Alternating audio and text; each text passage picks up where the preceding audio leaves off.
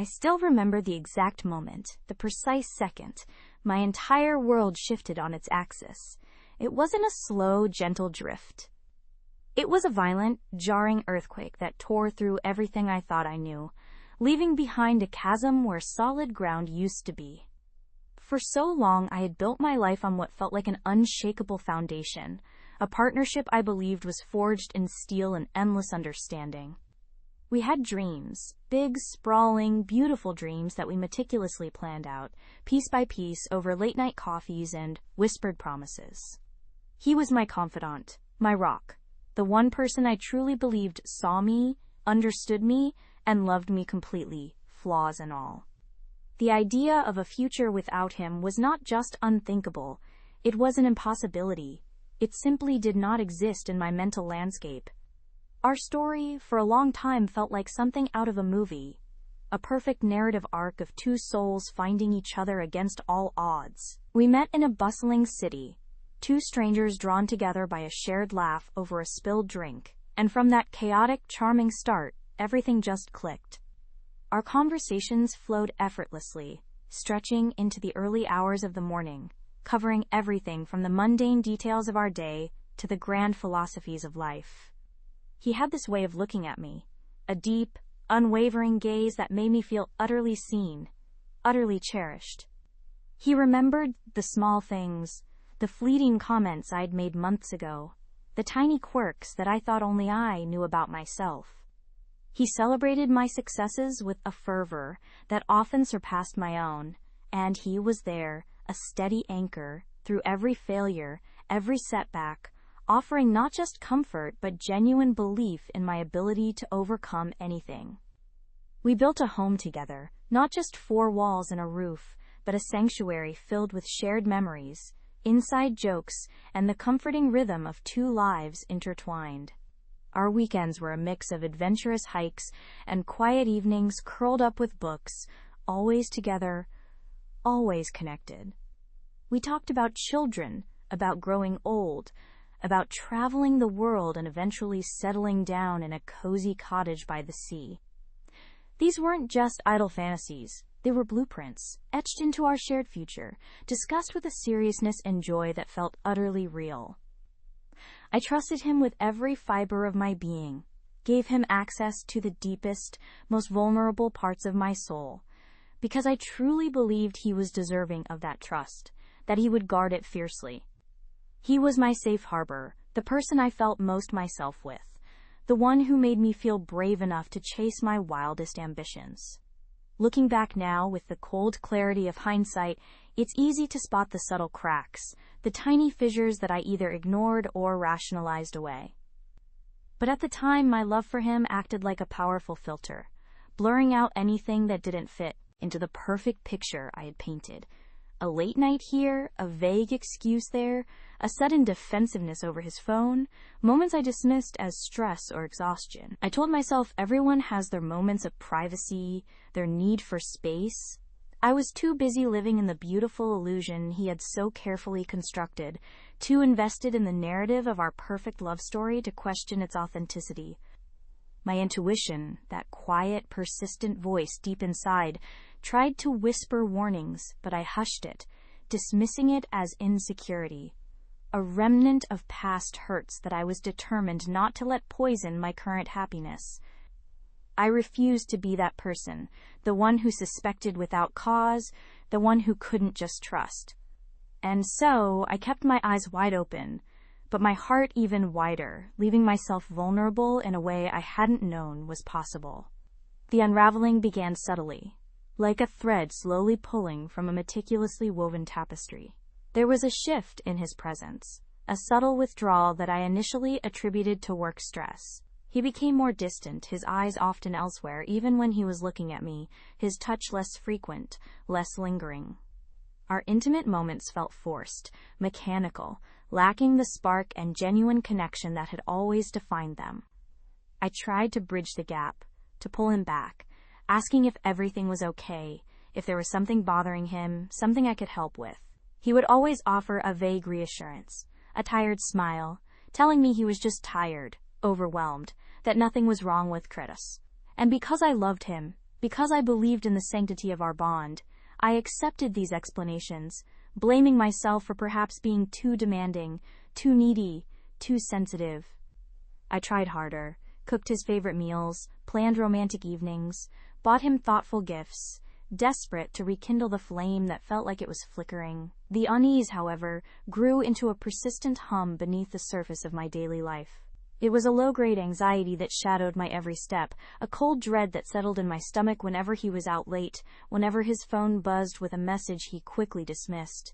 I found myself checking his location on shared apps, a behavior I despised in myself, then quickly closing it, ashamed of my own lack of trust. I would replay conversations in my head, searching for clues, for inconsistencies, for anything that might explain the growing chasm between us. My mind was a whirlwind of suspicion and self-reproach. Was I imagining things? Was I becoming paranoid? Was I driving him away with my unspoken fears? The internal battle was exhausting, consuming my energy, blurring my focus at work, and stealing my peace at night. I wanted desperately to confront him, to lay bare my fears, but the thought of being wrong, of accusing him unjustly, terrified me. I didn't want to be the reason our perfect story fractured. Then came the moment, the definitive, a new chapter. The hum of the engines was a lullaby, promising distant shores. My first breath of humid, fragrant air upon landing in Bangkok was an awakening of senses I hadn't realized were dormant. The city assaulted me in the most delightful way. A symphony of honking tuk-tuks, the sizzling of street food vendors, the vibrant colors of silk scarves and fresh fruit, the sweet scent of jasmine mingling with exhaust fumes and spices. It was overwhelming and utterly captivating. I found a small guest house tucked away from the main thoroughfare, a tranquil oasis amidst the urban chaos. Each morning, I would venture out with a small backpack, a water bottle, and an open heart. I wandered through ancient temples, their gilded spires glinting under the tropical sun, feeling a profound sense of peace in their quiet courtyards. I navigated bustling markets, haggling good-naturedly for exotic fruits and handcrafted trinkets, delighting in the playful banter with vendors. I learned to eat with chopsticks, to embrace the fiery kick of local cuisine, and to greet people with a respectful way. The beauty of solo travel, I discovered, was the unparalleled freedom it offered. There was no need to compromise, no schedule to adhere to but my own. I could spend hours lost in contemplation by a river, or impulsively decide to take a cooking class, or simply sit on a plastic stool by the roadside, sipping iced coffee and observing the rhythm of life unfold before me. This unhurried pace allowed for a deeper absorption of my surroundings, a more intimate connection with the pulse of the place. I met other travelers, of course, backpackers from Europe, digital nomads from America, retirees exploring the world. We exchanged stories over shared meals, offered tips on hidden gems, and sometimes traveled together for a day or two before our paths diverged. These were fleeting yet meaningful connections. There was a shared understanding, a camaraderie born of common pursuit, the pursuit of experience, of wonder. I found myself easily engaging in conversation, no longer burdened by the self-consciousness that had once shadowed my interactions.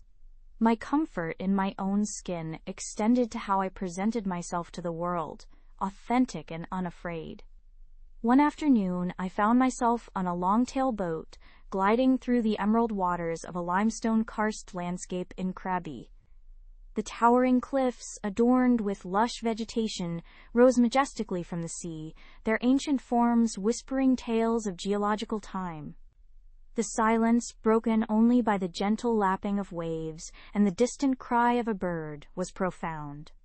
I remember looking out at the endless expanse of blue and green, the sun warm on my face, and feeling an overwhelming sense of gratitude.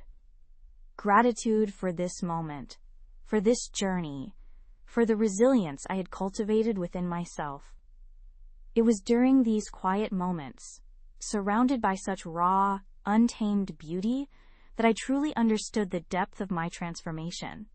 The anxieties that once plagued me, the constant yearning for external validation, the fear of being alone, they had all receded, replaced by a deep well of inner peace and self-acceptance.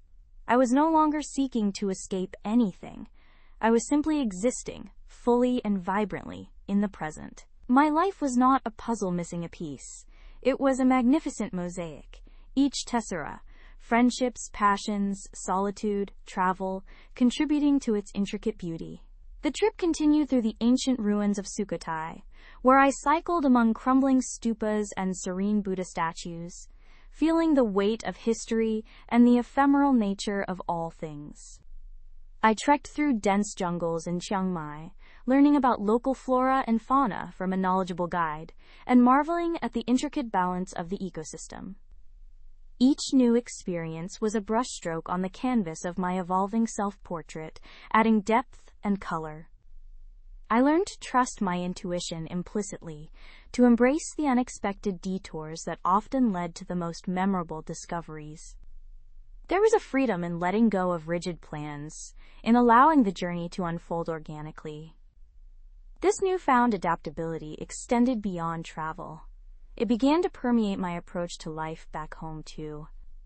Problems no longer seemed insurmountable. They were simply challenges to be navigated with curiosity and an open mind. The idea of returning home no longer felt like an ending, but a continuation. I knew I would carry the vibrancy of Southeast Asia within me, a kaleidoscope of memories and lessons learned. This journey was not just about seeing new places. It was about seeing myself anew, through the lens of adventure and self-reliance. I had proven to myself definitively that I was capable, resilient, and deeply content. The open space I had acknowledged before leaving, the one that could perhaps be filled by a partner, now felt less like an empty space and more like a beautifully curated gallery wall, ready to display a new piece of art, if and when the right one presented itself. There was no urgency, only a quiet, confident readiness. The world, indeed, felt vast and full of possibility, and I, for the first time in a long time, felt utterly boundless within it. My return to my familiar apartment was not a jarring transition. Instead, it felt like bringing a new hue to a well-loved painting. The quiet rhythm of my daily life, once a source of comfort and stability, now shimmered with an added layer of perspective. I found myself approaching mundane tasks with a renewed sense of mindfulness, savoring the simple acts of making coffee or tending to my plants. The vibrant chaos of Southeast Asia had instilled in me a greater appreciation for the calm order of my home, yet it had also taught me to find beauty in imperfection and to embrace the unpredictable. I reconnected with my friends, sharing tales of my adventures, showing them countless photos of breathtaking landscapes and delicious street food. They listened with genuine interest, and I felt a fresh wave of gratitude for these steadfast connections. My friendships, already strong, seemed to deepen with this shared joy and the stories I brought back. I realized that my self-sufficiency did not diminish my need for connection. Rather, it allowed me to engage more fully, more authentically, without the unspoken demand for others to fulfill me. Work, too, felt different.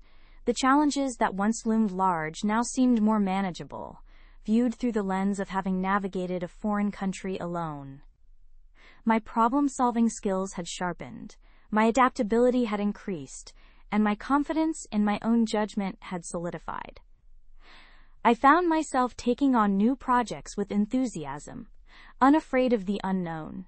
My creativity seemed to have been sparked by the journey, bringing fresh ideas and a more expansive approach to my tasks. I continued to prioritize my passions. My art studio became a sanctuary, where the colors and textures of my travels found their way onto canvas, transforming memories into tangible expressions. My yoga practice deepened, each pose a meditation on gratitude and strength, grounding me in my body and the present moment. I started taking evening classes in a new language, eager to keep my mind stimulated and to maintain that sense of continuous growth. The world still felt vast, and I was still eager to explore its many facets, even from the comfort of my own city. The thought of dating, while still not a desperate pursuit, had evolved into something intriguing. I no longer felt the pressure to find someone, nor did I carry the baggage of past disappointments. Instead, I saw it as another potential avenue for connection, a chance to share the richness of my life with another person, should the right one appear. I imagined a partnership built on mutual respect, shared passions, and individual completeness, where two whole people chose to walk alongside each other, enhancing each other's journeys without ever diminishing their individual paths. There was an ease, a lightness to my being that had been absent for so long. I was no longer striving for happiness, I was simply inhabiting it. This contentment was not passive. It was an active state of appreciation, a conscious choice to embrace life in all its complexities. I had learned that true fulfillment came not from external achievements or relationships, but from within, from the deep well of self-knowledge and self-love I had painstakingly cultivated. Sometimes, in the quiet of the evening, I would look out my window at the city lights, a sense of profound peace washing over me. The journey to this place of inner harmony had been long and winding, filled with detours and challenges. But every step, every stumble, every moment of introspection had led me here, to this point of quiet strength and joyful expectation. I was ready for whatever came next, not because I needed it, but because I was open to it, ready to experience the next chapter of my abundant life with an open heart and a confident spirit. The world was indeed full of possibility, and I was ready to meet it, not as a seeker, but as a participant, a co-creator of my own unfolding story. The quiet strength I felt was not a shield against the world, but a permeable membrane, allowing life to flow through me, to be experienced and understood without resistance. Each morning, as the first tendrils of dawn painted the sky in hues of rose and lavender, I would rise with a sense of gentle anticipation. There was no urgent rush, no anxious checklist of tasks to conquer. Instead, there was a calm acknowledgement of the day's possibilities, a quiet excitement for the moments of beauty and connection it might bring. My apartment, once merely a place of rest, had become a sanctuary, a reflection of my inner peace. Sunlight streamed through the windows, illuminating dust motes dancing in the air, each one a tiny universe in motion. I would often sit by the window with a cup of tea, watching the city awaken, its hum a comforting backdrop to my thoughts. The cacophony of traffic, the distant sirens, the chatter of early risers. All these sounds were not discordant notes in a symphony of chaos, but rather individual instruments playing their part in the grand orchestration of urban life. I had learned to listen differently, not to filter them out as mere background noise, but to let them wash over me, recognizing their inherent rhythm and pulse. Each distant siren was a fleeting urgency, a reminder of the dynamic flow of existence, a brief flash of human need, not a personal threat. The traffic became a deep, resonant hum, a constant murmur of human endeavor, a steady beat beneath the city's breath. And the chatter of voices, though indistinct, was the melody of connection, the subtle hum of countless lives intertwining, even if unheard. They all contributed to the rich, vibrant tapestry of the present moment, making me feel deeply embedded in the living, breathing world. After my tea, I would often move to my small meditation cushion, a simple square of woven straw placed strategically by the window. There, I would close my eyes, allowing the residual warmth of the tea to settle in my belly and simply breathe. The breath was my anchor, a constant, gentle reminder of life itself, a rhythmic ebb and flow that mirrored the tides of the ocean. There was no striving for emptiness, no forced thoughts, just an open receptivity to whatever arose. Sometimes images would surface, memories, ideas, fleeting emotions, but I would watch them without judgment, like clouds drifting across a vast sky, acknowledging their presence without attaching to them. This silent communion with myself and the world was the true breakfast of my soul, nourishing me for the day ahead far more profoundly than any physical meal. It was a practice of gentle awareness, a cultivation of inner spaciousness that allowed me to approach the world from a place of profound calm. When the time felt right, a subtle shift in the light, a gentle nudge from within, I would prepare a simple breakfast. Often it was a bowl of oats with fresh fruit and a sprinkle of seeds, eaten slowly, mindfully, savoring each taste and texture. The sweetness of the berries, the creamy warmth of the oats, the slight crunch of the seeds, each element was a small miracle, a gift from the earth. There was no hurry to finish, no thought of what came next, only the full experience of the food sustaining my body. This deliberate slowness extended to every act. Washing the dishes became a meditative dance of warm water and smooth ceramic. Arranging a few flowers in a vase was an act of quiet reverence for their ephemeral beauty. Then, perhaps, a walk. My neighborhood, once a mere collection of buildings and thoroughfares, had also transformed in my perception. Each tree, each cracked pavement stone, each tiny patch of urban garden held a story, a resilience. I would greet the familiar faces I encountered. The corner store owner, whose quiet smile held a lifetime of wisdom, the woman who walked her small terrier with such devotion, their bond a visible thread of love, the elderly man who always sat on the park bench reading his newspaper, a sentinel of daily routine. Our exchanges were often brief, a nod, a shared smile, a quiet good morning. But in those small moments, I felt a profound sense of belonging, a thread in the intricate weave of community, a gentle acknowledgement of our shared humanity. These were not obligations, but genuine connections, however fleeting, that enriched the fabric of my day. My work, which had once been a source of subtle pressure and a constant striving for external validation, had also shifted dramatically. I was a researcher, delving into ancient texts and forgotten philosophies, exploring the intricate pathways of human thought across millennia. Before, it was about proving a point, achieving recognition, contributing to academic discourse in a way that would elevate my status. Now, it was a journey of pure discovery, a quiet, ongoing conversation across centuries, sometimes even millennia. Each dusty manuscript page, each cryptic symbol, each meticulously translated phrase was an invitation to understanding, not a problem to be solved or a hurdle to be overcome. I spent hours in the hushed quiet of the university library, the scent of old paper and leather, a comforting presence, a tangible connection to the past. The pursuit of knowledge was no longer a race against time or against colleagues, but a slow, deliberate dance, each step revealing new patterns, new connections, new layers of meaning. I found immense satisfaction in the meticulous work, in the quiet unraveling of complex ideas, allowing them to unfold naturally rather than forcing them into preconceived notions.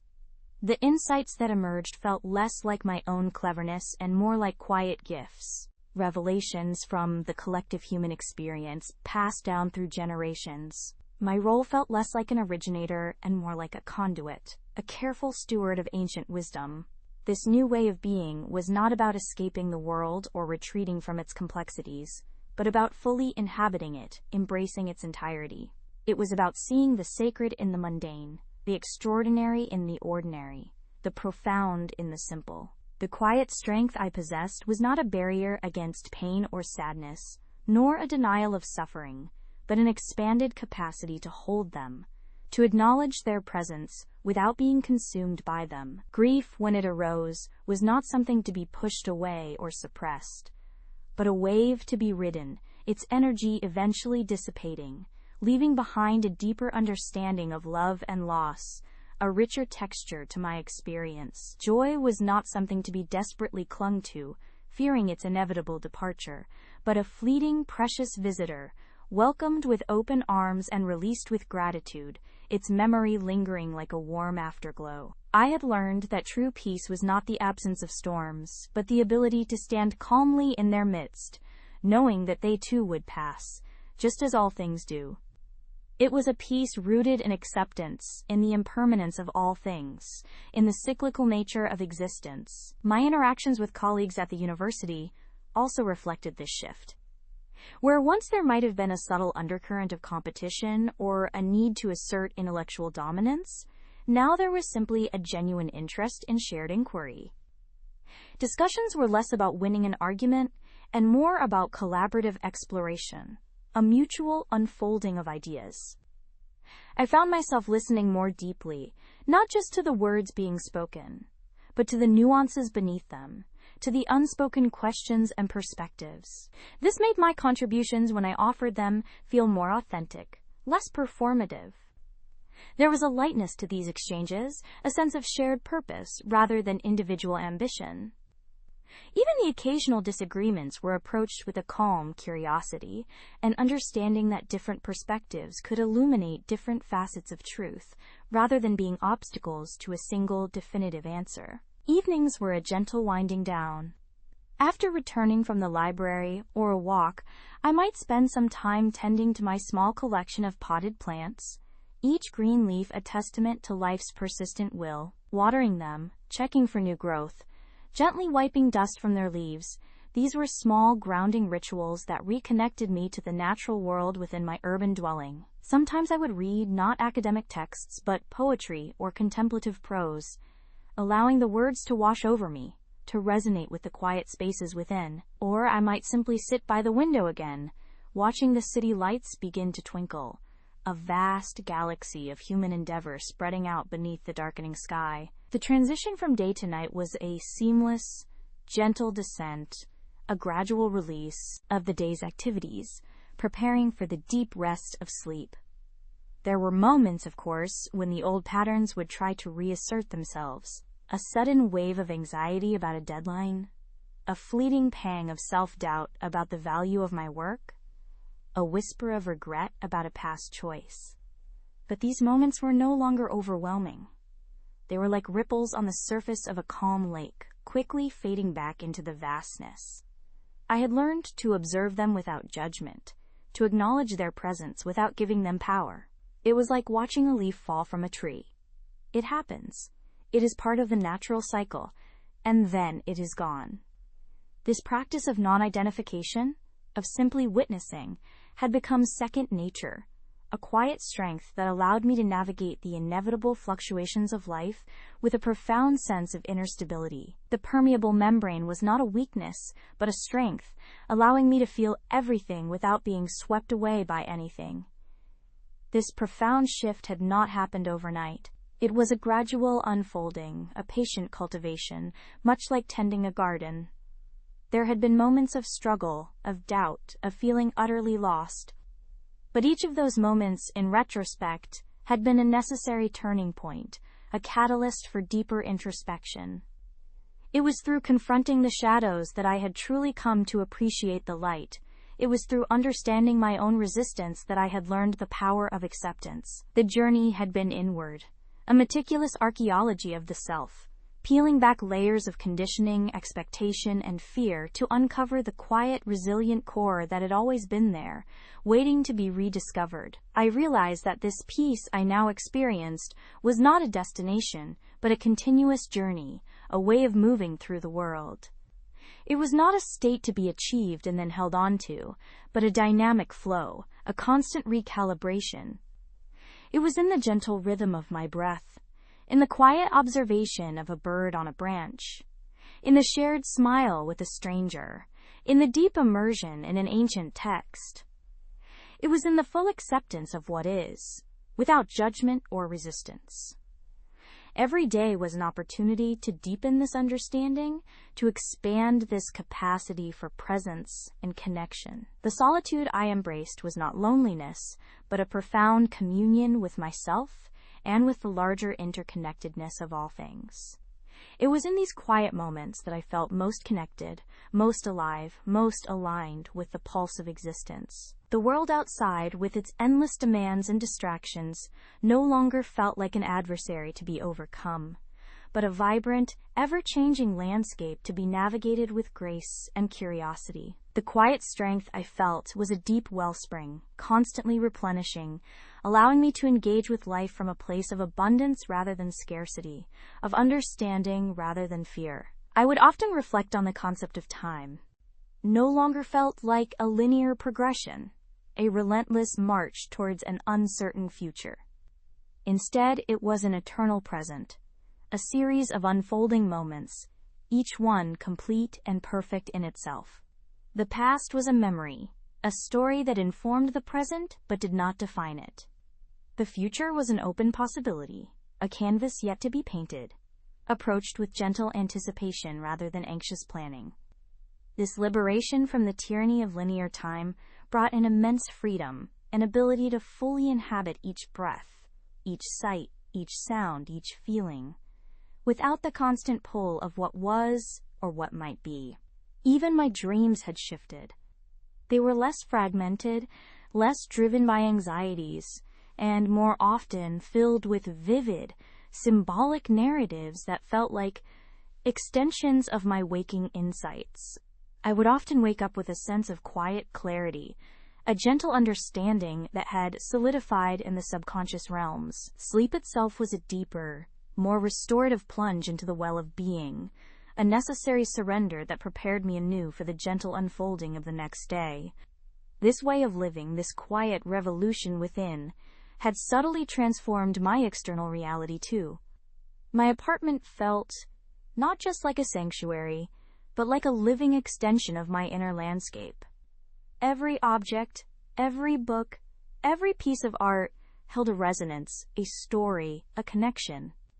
There was no clutter, no accumulation of things for the sake of it, but a mindful curation of items that brought beauty, utility, or meaning. It was a space that breathed with me, a reflection of the clarity and peace I had found within. The sun would eventually set, painting the sky in ever-changing palettes of orange, purple, and deep indigo. I would watch this spectacle from my window, a daily reminder of the Earth's ceaseless turning, of the grand cosmic dance of light and shadow. There was a profound beauty in this impermanence, in the knowledge that each sunset was unique, never to be repeated, yet always giving way to a new dawn. It was a metaphor for life itself, a continuous cycle of endings and beginnings, of release and renewal. And in witnessing it, I felt a deep, abiding gratitude for the simple, profound gift of being alive, of being present to the unfolding mystery of existence. The quiet strength within me was not just a personal refuge, but a bridge to this universal understanding, a profound connection to the rhythm of the cosmos. Each day was a gentle affirmation of this quiet, unfolding truth. After the sun dipped below the horizon, taking with it the last vestiges of vivid color, a different kind of light would emerge. The twilight hours were often my favorite, a liminal space where the world softened, its sharp edges blurred by the encroaching shadows. The air grew cooler, carrying with it the scent of damp earth and distant wood smoke, a primal aroma that spoke of ancient rhythms and enduring comfort. I would often remain by the window, not actively watching anymore, but simply being, allowing the silence to deepen around me, to fill the spaces that the day's gentle hum had occupied. The transition from day to night was not an ending but a transformation, a shift in perception. Where the day offered clarity and outward focus, the night invited introspection, an inward journey. My home, bathed in the soft glow of a single lamp, became a sanctuary within a sanctuary. Books lined the shelves, their spines whispering stories of other lives, other thoughts, yet tonight they remained undisturbed. My own thoughts, however, were an open book, turning pages of memory, insight, and wonder. Sometimes a single star would pierce the deepening indigo, a tiny pinprick of light that held the promise of countless others. On clear nights, the sky would eventually unfurl its grand tapestry, a glittering expanse that dwarfed all earthly concerns. Staring up at that boundless canvas, I felt both infinitesimally small and profoundly connected. The quiet strength within me was not just a personal anchor. It was a conduit to that vastness, a recognition that the same cosmic dust that formed those distant suns also resided within me. It was a humbling yet exhilarating realization, dissolving any illusion of separation. Sleep, when it came, was often a gentle descent into a realm of dreams that, even when vivid, rarely disturbed the underlying tranquility. There were no monsters lurking in the shadows of my subconscious, no unresolved anxieties clamoring for attention. The work of integration, of acceptance, had been thorough. My dreams were often extensions of my waking reflections, symbolic narratives that offered further insights into the patterns of life, the interconnectedness of all things. I would wake feeling rested, not just physically, but spiritually renewed, ready to greet the new day with the same quiet reverence. The dawn was a miracle I never took for granted. Long before the sun's full appearance, the sky would begin its subtle transformation, a faint blush on the eastern horizon gradually deepening into a symphony of soft pastels. The birds, ever punctual, would begin their morning chorus, a joyful symphony that heralded the return of light. Their songs were not just sounds, they were expressions of pure, unadulterated life, a daily affirmation of existence. I would sit in quiet meditation during these early hours, allowing the stillness to permeate my being, to set the tone for the day ahead. This daily ritual was not rigid, but fluid, adapting to the subtle shifts in my own energy and the world around me. Some mornings called for a gentle walk through the dew-kissed grass, feeling the cool earth beneath my bare feet, a grounding practice that reminded me of my physical presence in this tangible world. Other mornings I might simply sit, a cup of herbal tea warming my hands, watching the sunlight creep across the floor, illuminating dust motes dancing in the air like tiny, ephemeral spirits. Each moment was an opportunity for presence, for a deeper dive into the quiet unfolding. My home itself felt like an extension of this inner peace. Every object, every piece of furniture had been chosen with intention, not for its monetary value or trendiness, but for its simple beauty, its comfort, its ability to evoke a sense of calm. The worn wooden table where I ate my meals, the soft wool blanket draped over the armchair, the simple ceramic bowls, each held a quiet story, a resonance that contributed to the overall harmony of the space. It was a place free from clutter, both physical and energetic, allowing for clarity of thought and ease of being. I rarely entertained, not out of reclusiveness, but because the energy of others, however beloved, could sometimes disrupt the delicate balance I had cultivated. Yet I was not isolated. My connection to the world was profound, though it manifested differently. It was a connection born of empathy, of understanding the shared human experience, of recognizing the inherent dignity in every living thing. I felt the pulse of humanity, the joys and sorrows, the struggles and triumphs, not as an overwhelming burden, but as a vast, intricate tapestry to which I was inextricably linked. My quiet strength allowed me to witness this tapestry without being consumed by its more turbulent threads.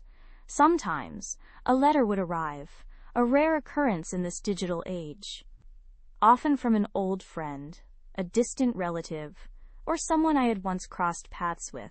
These letters were always a welcome interruption, a gentle ripple on the calm surface of my days.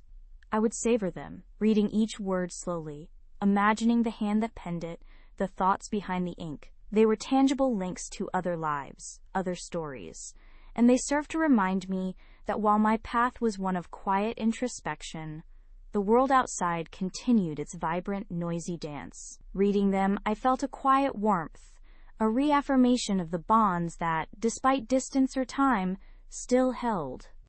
I would often write a reply, choosing my words with care, infusing each sentence with the same peace and clarity that defined my days. There was no rush, no expectation, just the simple act of connection, offered freely and without agenda.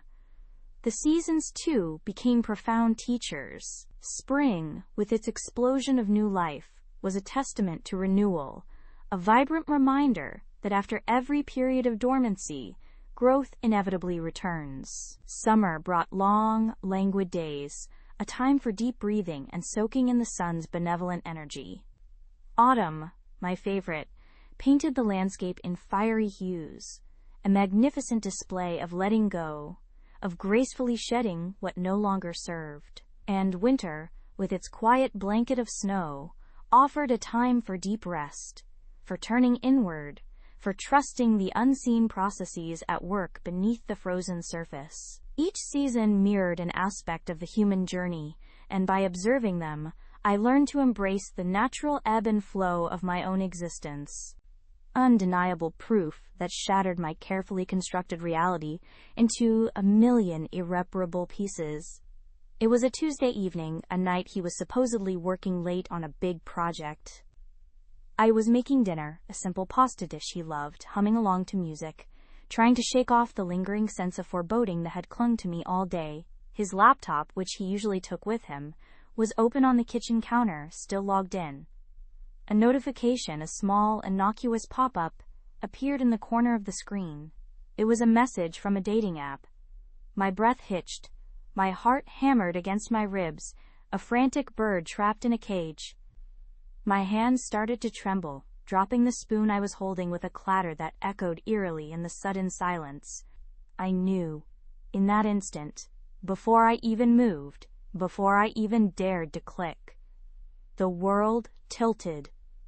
My blood ran cold, then hot, then cold again. Every fiber of my being screamed at me to close the laptop, to pretend I hadn't seen it, to preserve the fragile peace. But something, a raw, primal instinct for truth, compelled me forward.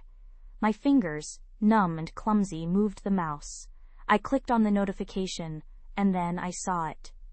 The messages. The photos. The dates. A carefully constructed alternate reality, unfolding before my eyes, one message at a time, each word a dagger twisting deeper into my chest. There were messages spanning months, flirtatious, intimate, planning secret rendezvous, professing feelings that were meant only for me. His words he had once used to woo me, to reassure me, now directed at someone else, a stranger. The betrayal was so brazen, so complete, it stole the air from my lungs. I sank to the floor, the cold tiles a stark contrast to the burning inferno raging inside me. The pasta, forgotten on the stove, began to boil over, a small, insignificant tragedy in the face of the monumental wreckage of my life. My mind reeled, trying to process the impossible. It wasn't just a moment of weakness, a drunken mistake. This was a sustained, calculated deception, a carefully orchestrated lie that had been playing out under my very nose for months, perhaps even longer. Every late night, every vague excuse, every distant glance suddenly clicked into place, forming a monstrous, horrifying mosaic of deceit. The man I loved, the man I had given my entire heart to, was a stranger, a liar, a betrayer. The pain was physical, a searing ache in my chest, a crushing weight that threatened to suffocate me. Tears, hot and uncontrollable, streamed down my face, blurring my vision, but they couldn't wash away the images burned into my mind. The perfect narrative, the beautiful illusion, had not just fractured, it had disintegrated into dust. The hours that followed were a blur of raw, visceral agony. When he finally walked through the door, humming a tune, oblivious, or perhaps just a master, to welcome each phase with an open heart. There were moments, of course, when the quiet strength was tested, not by external drama, but by subtle, internal shifts. A fleeting memory of a past regret, a whisper of uncertainty about the future, a moment of inexplicable melancholy. These were not crises, but rather gentle invitations to deepen my practice, to apply the principles of presence and acceptance to these inner disturbances. I had learned not to fight them, not to push them away, but to acknowledge them, to offer them the same gentle awareness I offered the sunrise or the flight of a bird. By observing them without judgment, they would often dissolve, like clouds passing across the sun, leaving the sky clear once more.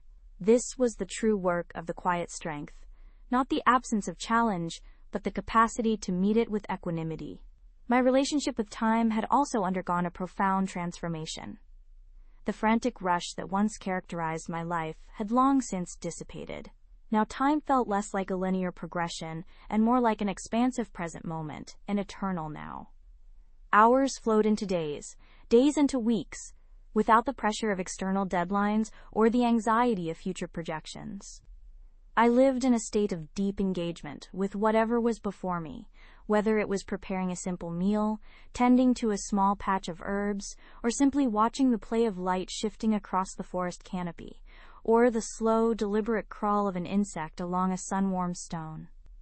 Each moment, regardless of its seeming insignificance, held a complete universe within its fleeting existence, a tapestry woven from light, shadow, sound, and sensation. There was no hierarchy of importance in these observations.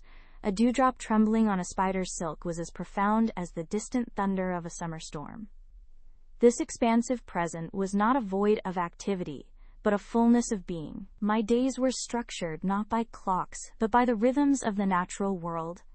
The first blush of dawn calling me from sleep, the sun's arc guiding my tending to the small garden, the deepening twilight signaling a time for quiet contemplation or the preparation of a simple, nourishing meal. There was a quiet satisfaction in these routines, a sense of harmonious participation in the grand unfolding. Each task, no matter how mundane it might once have seemed, became an opportunity for mindfulness. Washing a bowl, sweeping the small dwelling, gathering firewood. These were not chores to be endured, but practices to be embraced.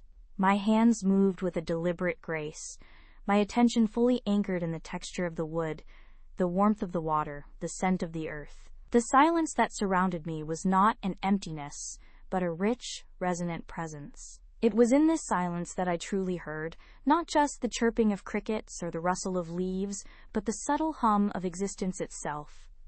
It was where the whisper of my own thoughts became clear, where the deep currents of intuition could rise to the surface without being drowned out by the clamor of the external world. This chosen solitude was a crucible, forging a deeper connection with myself and with the intricate web of life that sustained me. It was not a retreat from the world in the sense of abandonment, but a deeper immersion into the fundamental truths of being. My dwelling, a small, unassuming structure nestled into the landscape, was a reflection of this inner state. It was built with intention and respect for its surroundings, using materials found nearby. Its walls were thick, offering shelter from the elements, yet its large windows invited the outside in, framing the ever-changing tableau of the forest.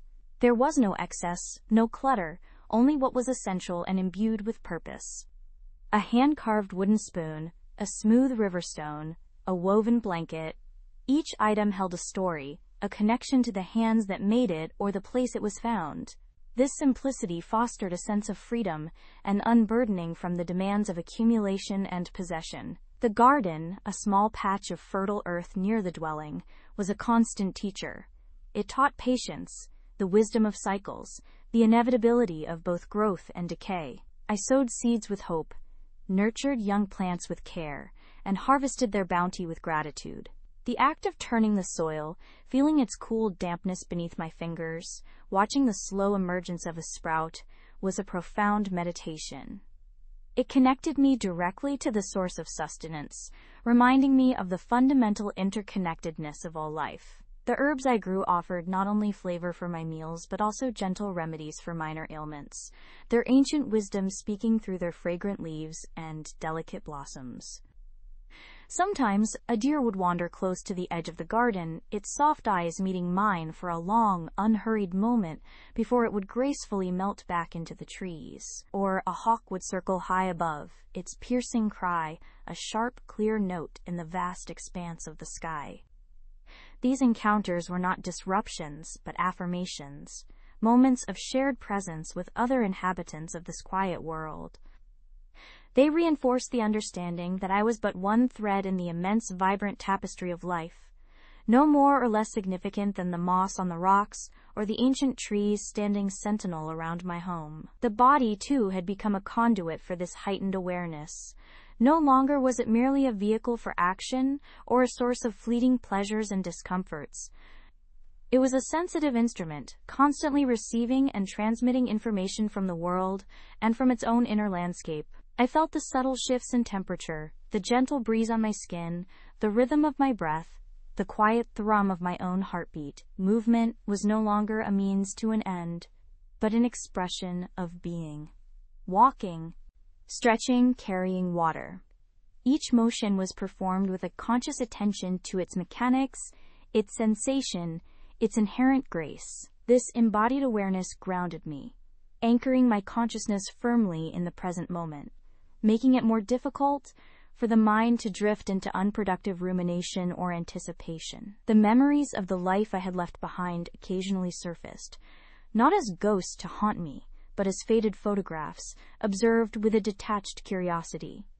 I would recall the frantic pace, the ceaseless striving, the noise and the relentless demands. There was no judgment, no regret, only a quiet acknowledgement of what once was, and a profound gratitude for the path that had led me here. Those experiences, however challenging at the time, had been necessary steps, each one a lesson, each one shaping the understanding that now guided me. The contrast sharpened the clarity of my present existence, highlighting the preciousness of this quiet strength, this hard-won peace. There were still moments when the old currents threatened to stir, when a flicker of impatience or a shadow of old anxiety would try to reassert itself. But now these were met not with resistance, but with a gentle invitation to be seen. I would sit with them, allowing them space, observing their texture, their temperature, their subtle energetic signature, without attaching a story to them, without labeling them as good or bad. And inevitably, like the clouds passing across the sun, they would lose their intensity, dissipate, and the inherent clarity of my inner sky would return. This was the ongoing practice, the continuous refinement of equanimity. It was not a destination reached, but a way of moving through the world, a constant, gentle turning towards presence. The changing seasons were perhaps the most eloquent teachers of this acceptance. Spring arrived with a burst of vibrant green, a surge of new life, a promise of renewal. Summer deepened the colors, ripened the fruits, and offered long, sun-drenched days for reflection and activity. Autumn painted the landscape with breathtaking hues of gold and crimson, a magnificent display of letting go, of surrender. And then winter, with its stark beauty, its quiet introspection, its profound stillness.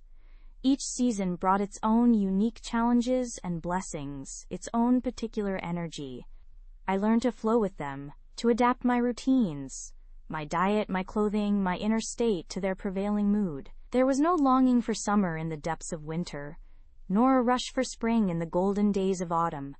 Each was perfect in its own unfolding, a complete expression of the natural order. This deep attunement to the seasonal rhythms extended to my understanding of my own inner seasons. There were times of energetic expansion, of creative outflow, and times of quiet contraction, of necessary rest and introspection.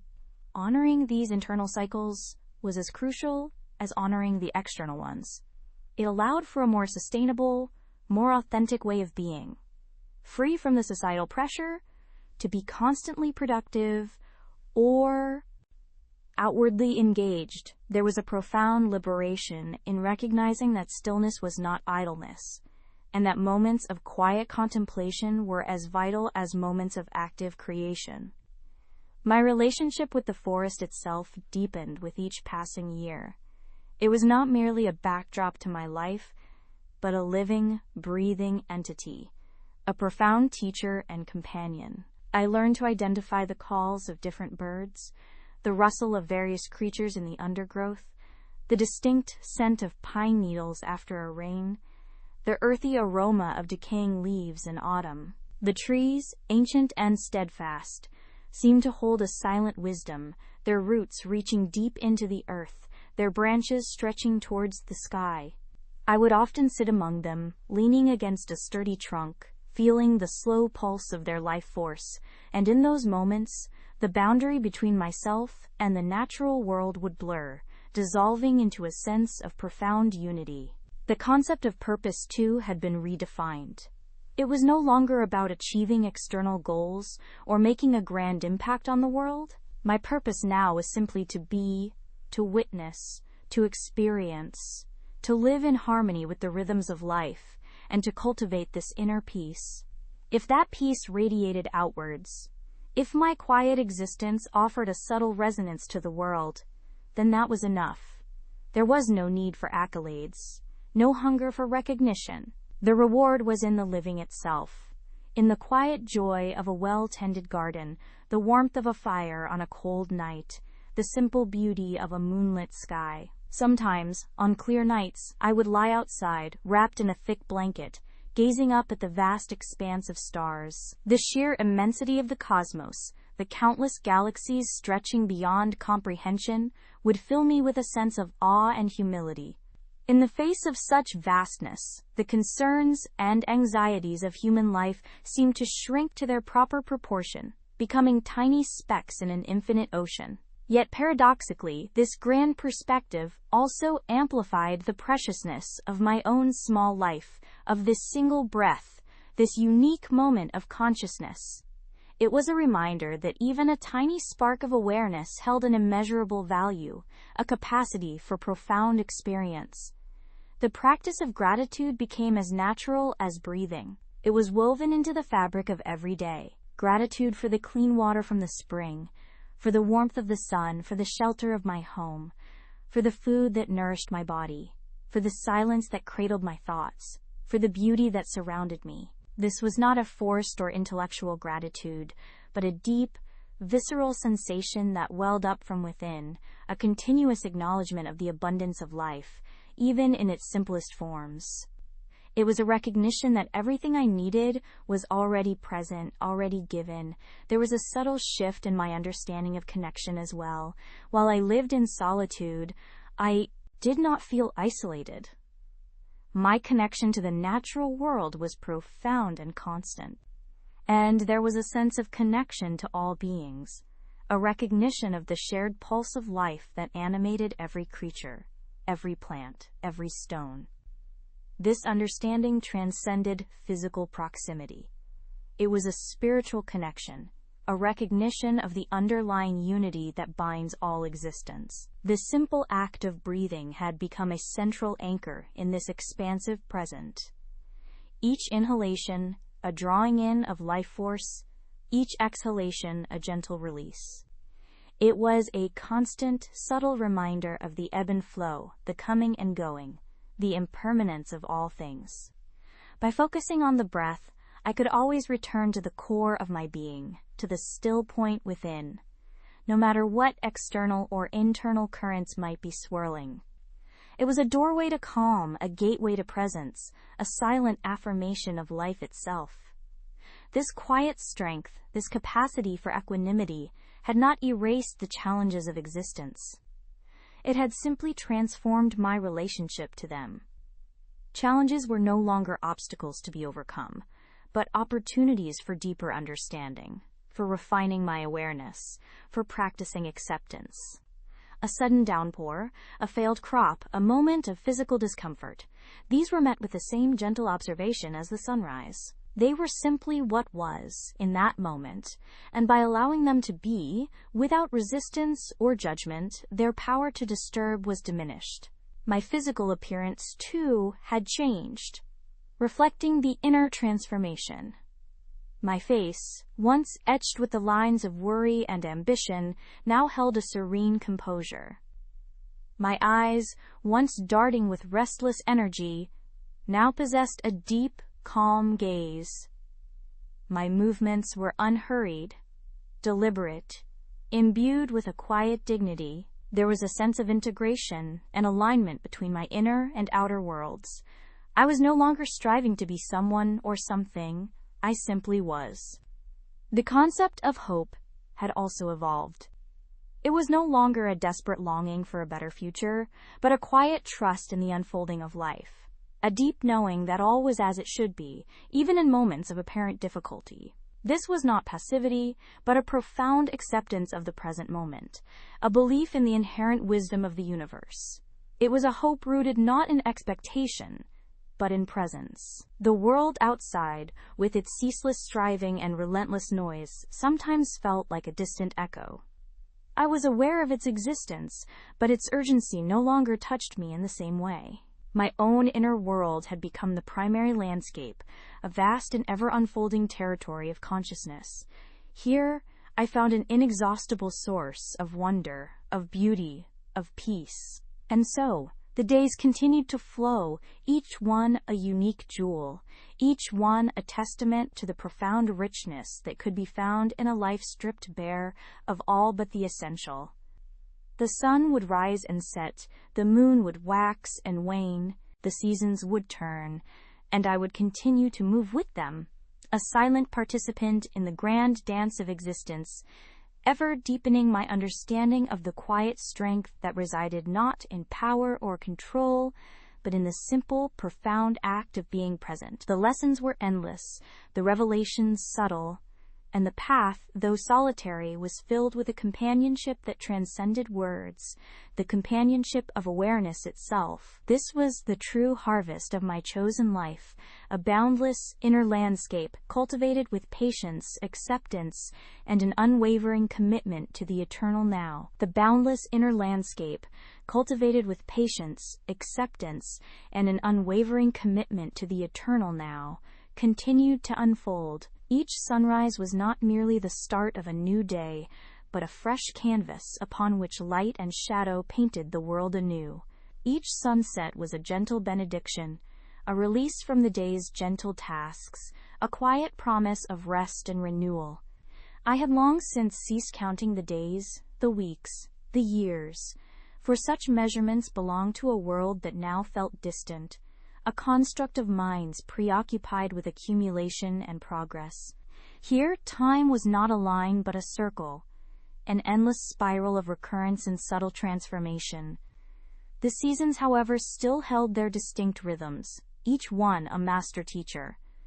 Winter, with its stark beauty and profound silence, was a time for deeper introspection.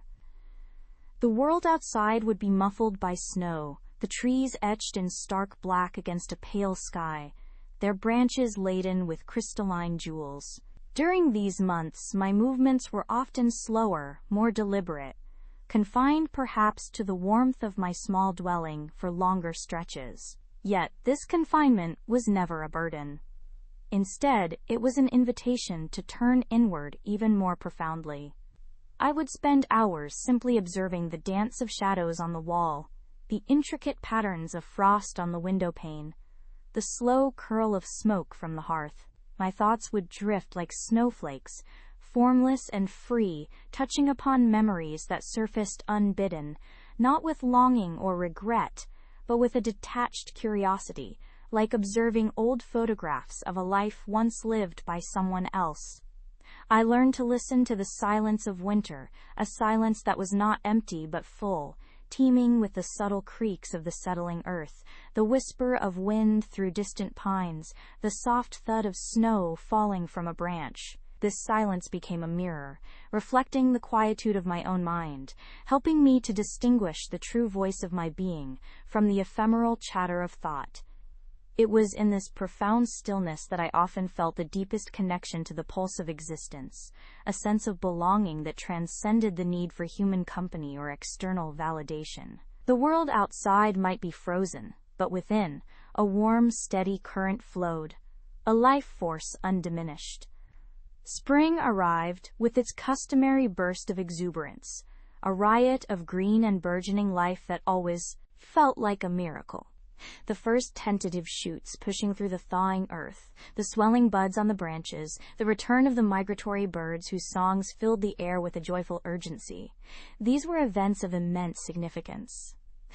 My body, too, seemed to awaken from its winter slumber, feeling a renewed vigor, an impulse to move and engage with the reawakening world. I would spend hours tending to my small garden, coaxing sustenance from the rich soil, feeling the cool earth between my fingers, a tangible connection to the life-giving force of the planet. Each seed planted was an act of faith, each sprout a testament to resilience, each harvest a blessing. The simple act of growing food became a meditation, a direct communion with the cycles of life and death, an understanding that true abundance lay not in accumulation, but in participation. Summer brought a different kind of energy, a golden haze of long days and warm nights. The sun beat down with a benevolent intensity, ripening the berries, warming the stones, inviting long, slow swims in the cool, clear stream. This was a time for expansion, for venturing further afield into the surrounding wilderness, exploring new paths, discovering hidden glades, and observing the myriad creatures that shared this space. I learned the flight patterns of hawks, the secretive ways of deer, the industrious hum of bees. The forest became an open book, its pages filled with stories written in tracks, in scat, in the rustle of leaves, in the intricate web of life. There was no sense of ownership, only a deep reverence for the interconnectedness of all things. I was merely a thread in this vast tapestry, a part of the whole, and this realization brought a profound sense of liberation. The self, once so burdened by its own perceived importance, dissolved into the larger being of the world. Autumn, with its breathtaking display of color and its poignant sense of transition, was perhaps the most bittersweet of seasons. The trees, in their final glorious flourish, seemed to offer a lesson in letting go, in the beauty of release. The air grew crisp, carrying the scent of decaying leaves and wood smoke. It was a time for gathering the last of the harvest, for preparing for the coming cold, for reflecting on the year's bounty and its inevitable decline. There was a melancholy to autumn, but it was a gentle, beautiful melancholy, devoid of despair. It spoke of the cyclical nature of existence, the necessity of endings for new beginnings, the wisdom of surrender. I would sit by the stream, watching the leaves drift by, each one a tiny vessel carrying the memory of summer, now journeying towards dissolution, only to be reborn in the spring. This dance of life and death, of growth and decay, was not something to be feared but embraced, an intrinsic part of the grand design. Through these cyclical transformations, my own inner landscape continued to deepen and expand. The initial stripping, a way of external distractions, had revealed the raw material of my being. Now the sustained practice of presence, of observation without judgment, was refining it, polishing it, revealing its inherent luminosity. Thoughts still arose, of course, for the mind is a restless thing. But they no longer held the same power. They were like clouds passing across the sky of my awareness, observed, acknowledged, and then allowed to drift away without attachment. The space between thoughts grew wider, more profound, filled with a quiet knowing that needed no words. This knowing was not intellectual. It was experiential. It was the feeling of the sun on my skin, the taste of wild berries on my tongue, the scent of pine needles after a rain, the sound of an owl's call in the deep night. It was the understanding that these simple sensations, unadorned and uninterpreted, were the very fabric of reality, the direct experience of being alive. There was a purity to it, an unfiltered truth that had been obscured by years of conceptual thought and societal conditioning. I sometimes wondered about the world I had left behind, the world of ceaseless striving, of endless desires, of constant noise. The memory of it felt distant, almost like a dream. I harbored no judgment towards it, only a quiet understanding of its different path. My path had led me here, to this place of profound simplicity, to this life lived in harmony with the natural world, to this deep communion with the self. There was no sense of sacrifice, only an overwhelming sense of gain. What I had given up was merely illusion. What I had found was reality. The solitude, which might seem daunting to others, was for me a wellspring of strength. It was not an absence of connection, but a redirection of it. My connection was now to the earth, to the sky, to the trees, to the creatures that shared my space, and most profoundly, to the vast, silent awareness that underlay all existence. This was a companionship that transcended the limitations of language and form, a constant, unwavering presence that filled every moment. There was never a sense of being alone, for I was always part of something immeasurably larger than myself. There were moments, rare but potent, when the veil between my individual consciousness and the universal consciousness seemed to thin, almost to disappear. These were not ecstatic visions or dramatic revelations, but subtle shifts in perception. A moment watching the intricate dance of a spider weaving its web might suddenly expand into an understanding of the interconnectedness of all creation. The feeling of my breath moving in and out might merge with the rhythmic breathing of the forest, the tides of the ocean, the very pulse of the planet. In those moments, the sense of a separate self would dissolve, and there would be only being, pure and unconditioned. It was a taste of the boundless, a glimpse into the infinite, and it reaffirmed the truth that had become the bedrock of my existence. That true peace and wonder are not found by seeking them outside, but by allowing them to emerge from within. My body, too, had adapted to this way of life. It had become leaner, stronger, more attuned to the subtle messages of its environment. Aches and pains that once plagued me had receded, replaced by a quiet resilience. My senses were sharpened, able to discern nuances in scent, sound, and sight that would have been imperceptible in my previous life. The simple act of walking through the forest became a symphony of sensory input. Each rustle of leaves, each ray of sunlight dappling through the canopy, each earthy scent contributing to a rich and vibrant experience of the present moment.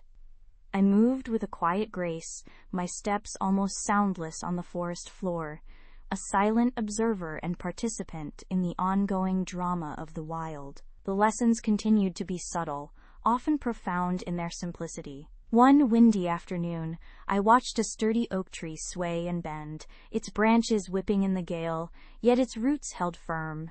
It did not resist the wind. It yielded to it, moving with its force, only to spring back when the gust passed.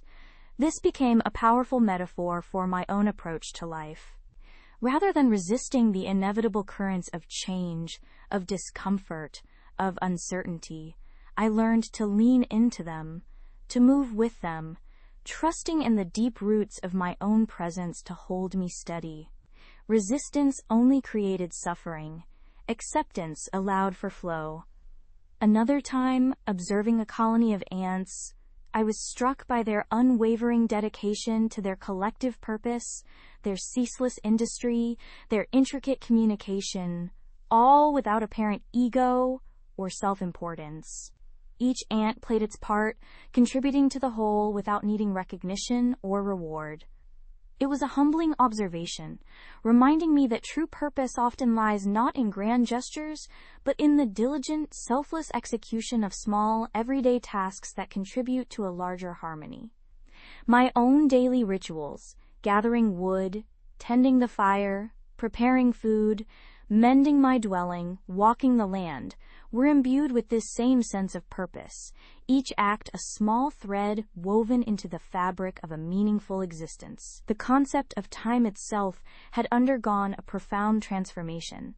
There was no past to regret, no future to anticipate with anxiety. There was only the unfolding now, a continuous present moment that stretched into an eternity. This did not mean a lack of memory or foresight, but rather that these faculties were experienced differently.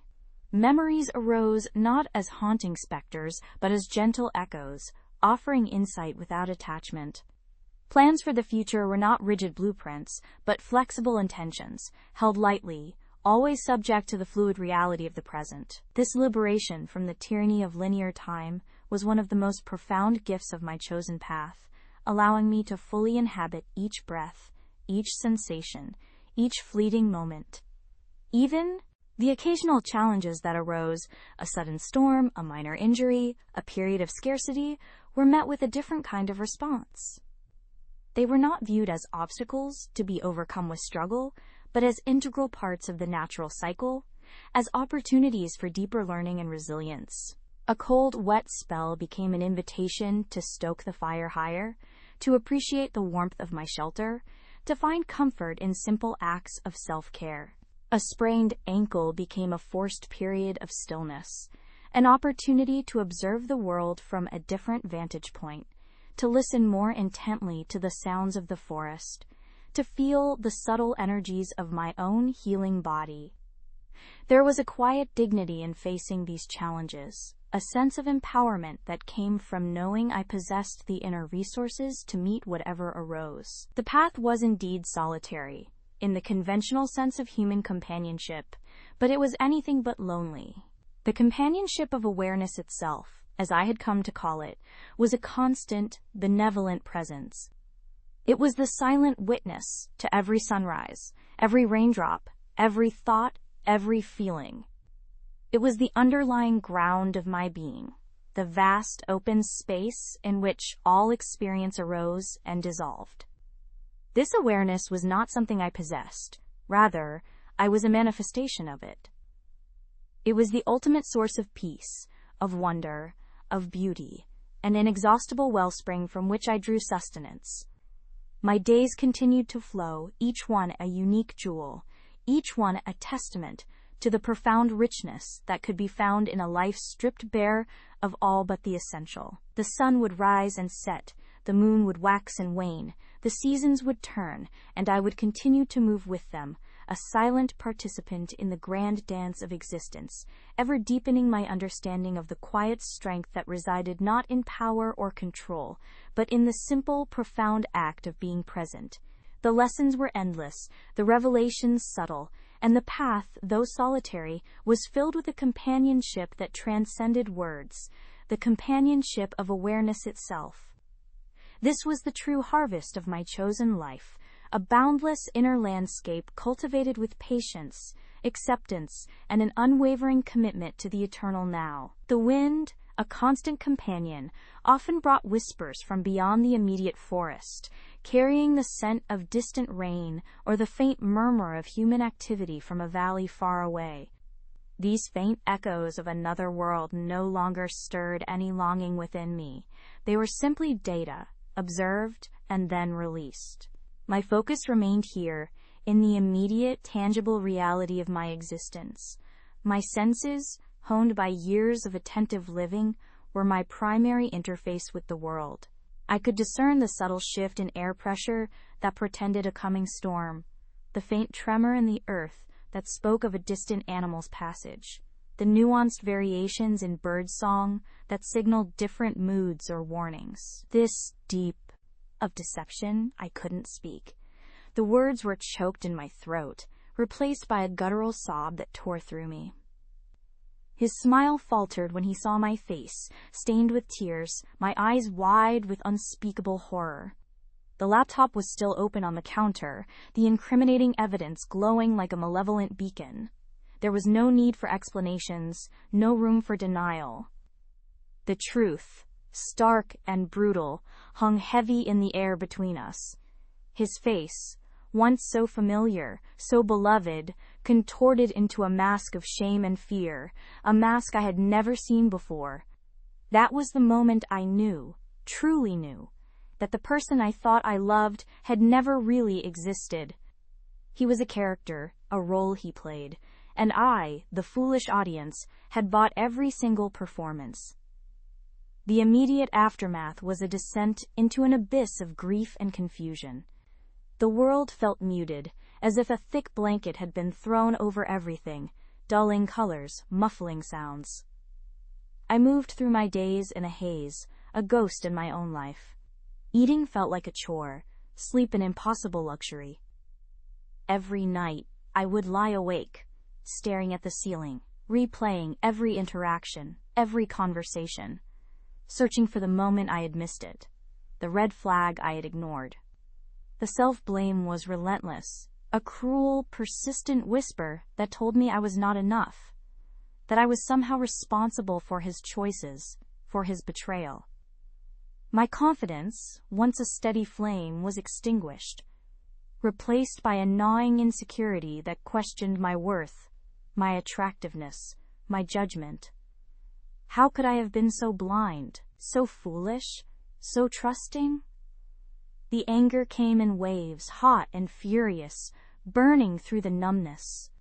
I raged at him in my mind, at his cowardice, his cruelty, his utter disregard for my feelings, for our shared history, but mostly, I raged at myself, for allowing myself to be so vulnerable, for investing so much of my identity in another person. The grief was a constant companion, a heavy cloak that weighed me down, making even the simplest tasks feel monumental.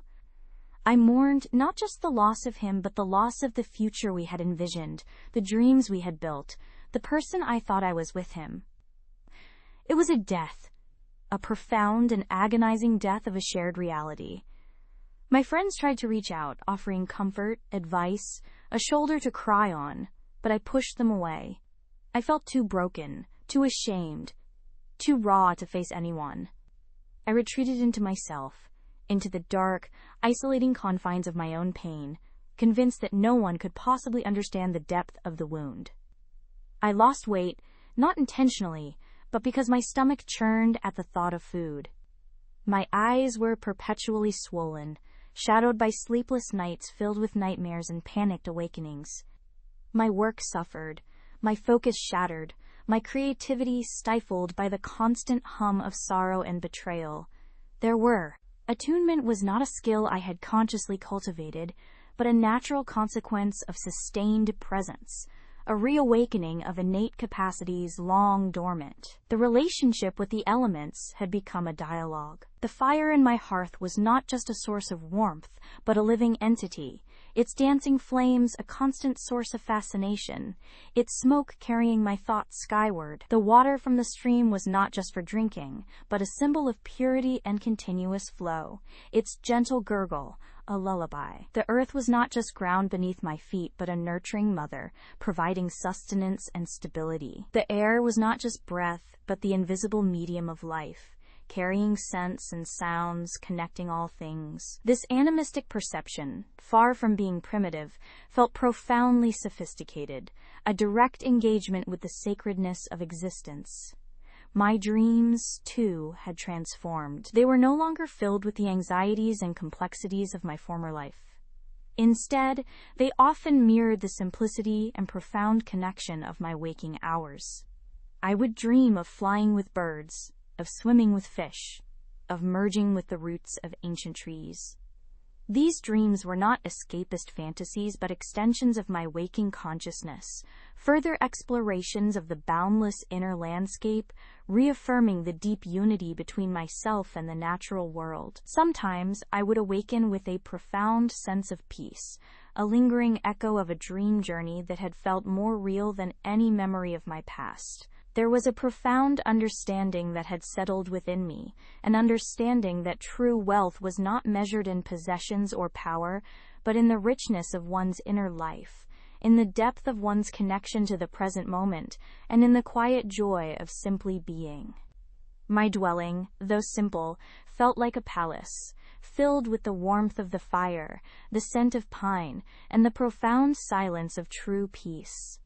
My food, though basic, tasted like a feast, each berry, each root, each morsel of grain, imbued with the flavor of gratitude and the energy of the earth.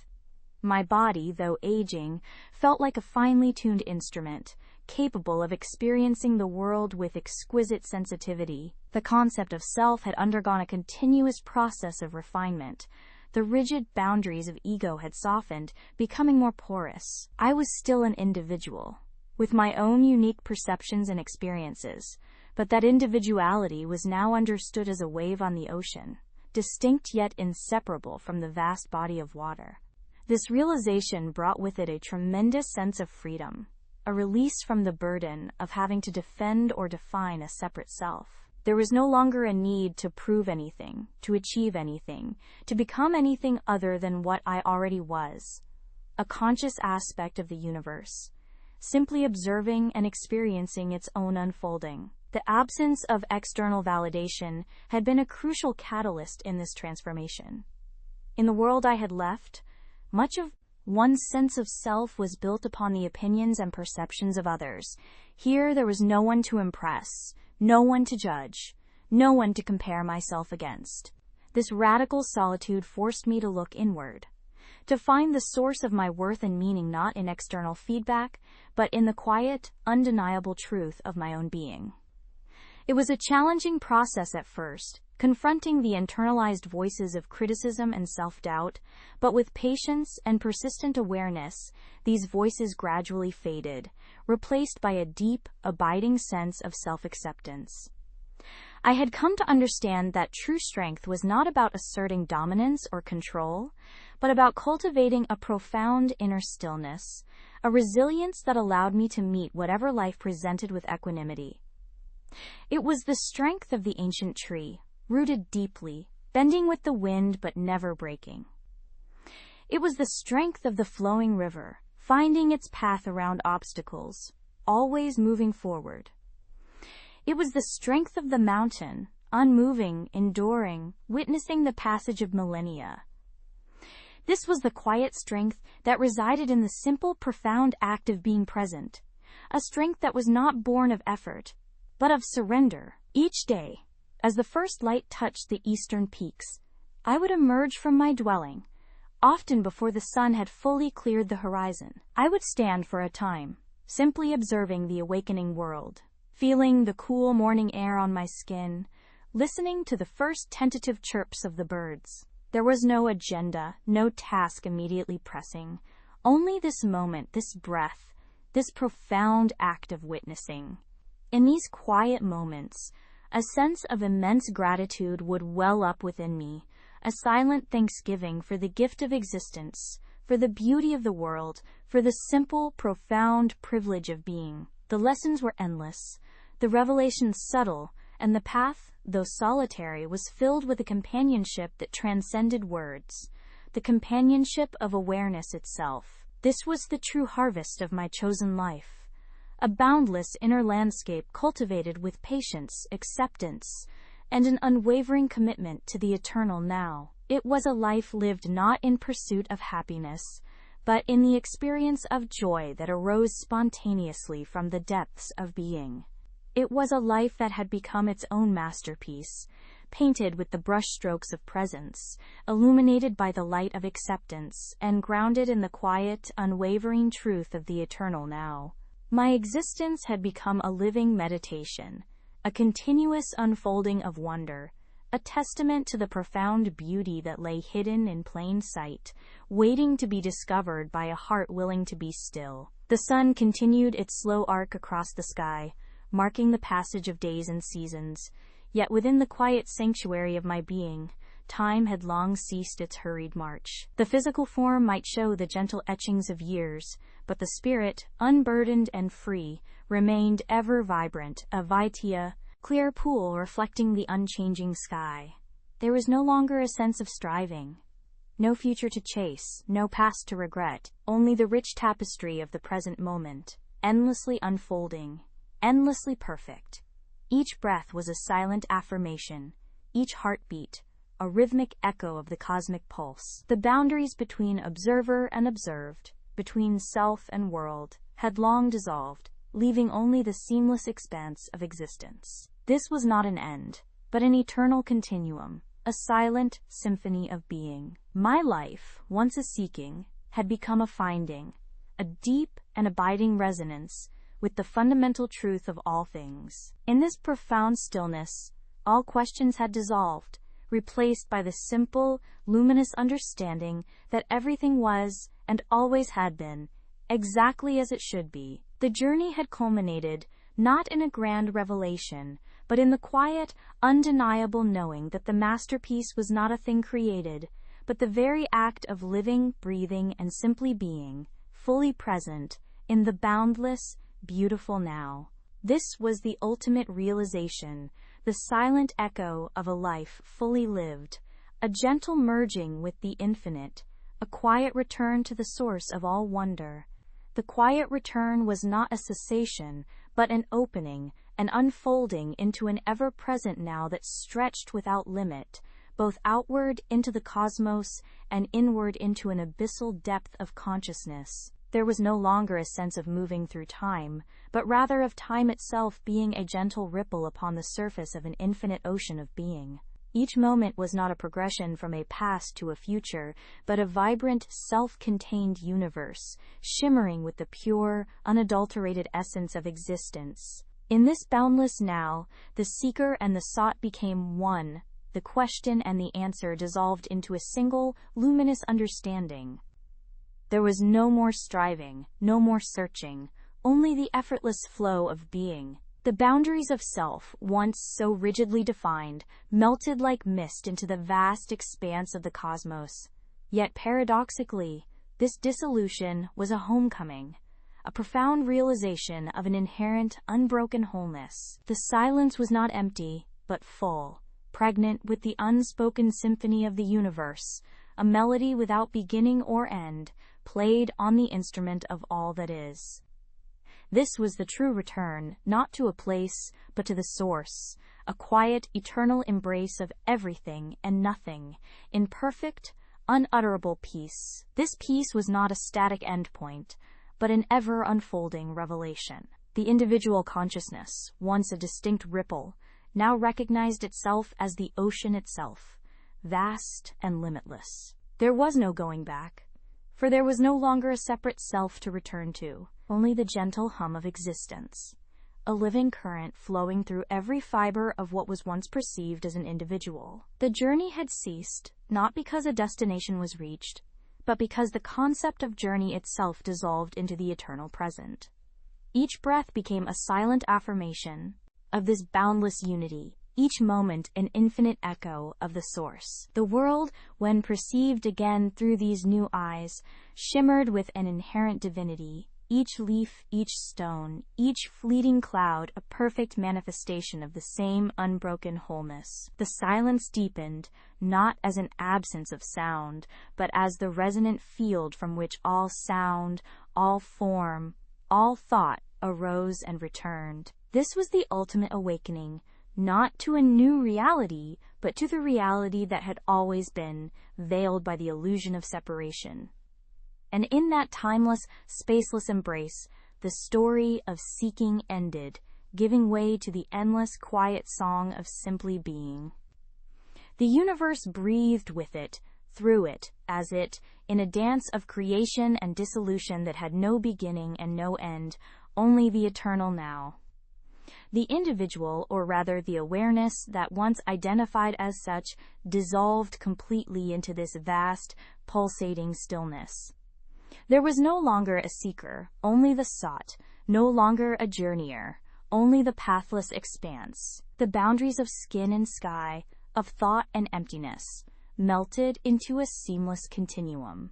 Every perceived separation was merely a fleeting wave upon an ocean of undifferentiated consciousness. The quiet song of simply being resonated not just within, but as the very fabric of existence itself. It was the hum of the stars, the whisper of the wind, the silent growth of a seed, all expressions of the one fundamental truth. There was nothing left to gain, nothing to lose, nowhere to go, nothing to do, only this boundless, radiant presence. The story had not merely ended. It had ceased to be a story, transforming into the living, breathing reality from which all stories momentarily spring, and into which they eternally return. This was home, not a place, but the absolute, unwavering core of all that is, was, and ever will be. A perfect, effortless state of grace, forever unfolding in the eternal now. The illusion of separation, of an I distinct from the vastness, had dissolved like morning mist in the sun. There was only the knowing, whole and complete, without need for thought or definition. This was the source, the destination, the quiet thrum of existence itself. It was the space between heartbeats, the silence between notes, the timeless moment where past, present, and future converged into an eternal now. No longer a seeker, but the sought. No longer a witness, but the witnessed. The breath continued, a gentle rhythm, but it was the universe breathing through this form. There was no going back, only a deeper settling into this boundless awareness, a serene acceptance of all that is, and all that ever will be. The journey had ended, not with arrival, but with the profound understanding that arrival was always the present moment, boundless and infinitely free. The eyes, now clear pools reflecting the infinite, saw not separate forms but the seamless flow of energy. The ears, attuned to the deepest vibrations, heard the silent song of creation.